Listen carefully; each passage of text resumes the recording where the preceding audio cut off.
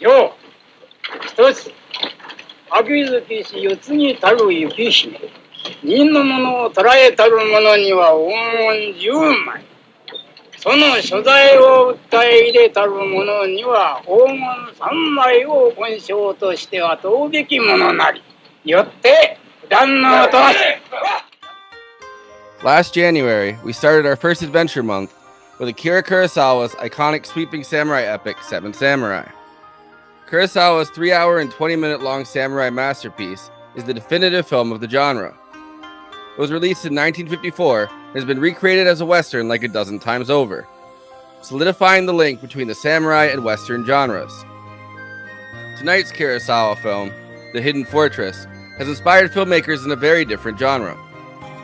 The Hidden Fortress is a jidaiki, a type of historical drama which is generally set in the Edo period. It's also your classic adventure film. The Hidden Fortress is the story of a ragtag group of two peasants, a general, a prostitute, and a princess trying to save a princess whose clan has been wiped out by the evil the evil stormtroopers of the feudal Yamana clan. Okay, you've probably guessed. This is the film that George Lucas has claimed inspired the first Star Wars film. If you strike me down, I shall become more powerful than you can possibly imagine.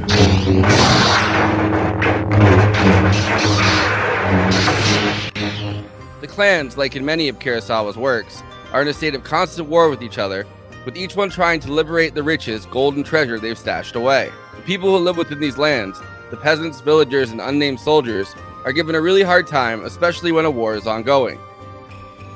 And that's where we start with two of the most pathetic peasants bumbling around a battlefield they arrived at late, hoping to hawk some weapons they bought. Since the battle is over, they're mistaken for the soldiers on the other side and forced to bury the dead.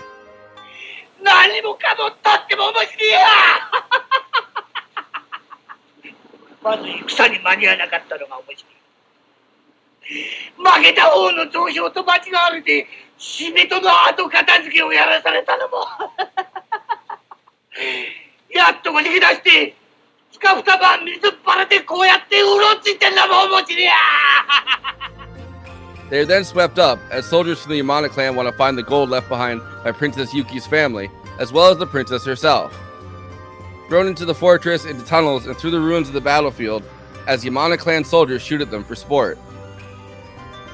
Our two peasants are able to escape from this, and on their escape, they do find a small bit of the gold left behind by Princess Yuki's clan.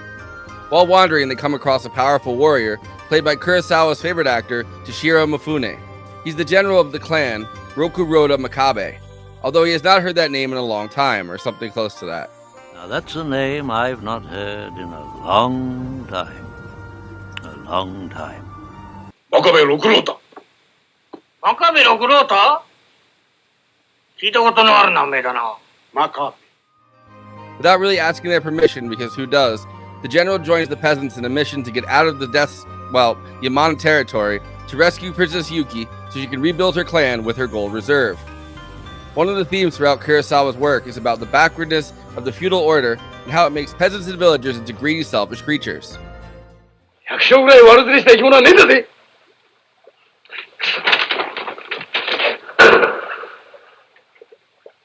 米出せっちゃねえ。燃え出せっちゃねえ。何を金もねえって言うんか。ところがあるんだ。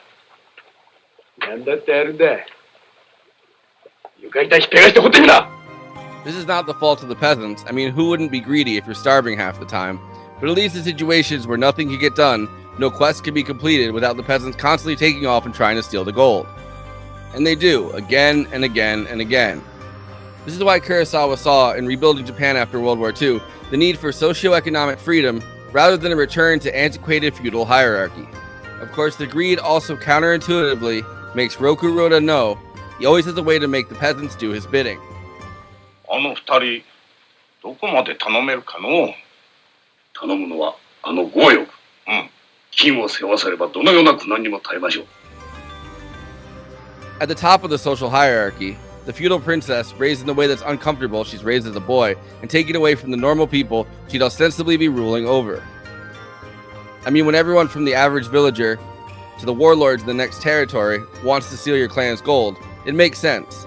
But this leads to an alienated noble order, even if the young princess craves knowing regular people that she rules over. Some of the most iconic shots in the Hidden Fortress are taken right into Star Wars.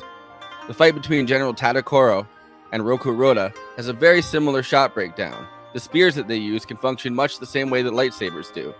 And General Tadokoro's face, scarred after his loss, is a lot like Darth Vader's when he finally takes off his helmet.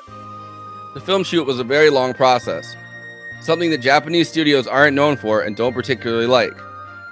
The end of this film shoot took place during a massive typhoon, which shut things down on Mount Fuji. The length of the shoot led to Kurosawa's infamous final break with Studio Toho, and Kurosawa starting his own studio.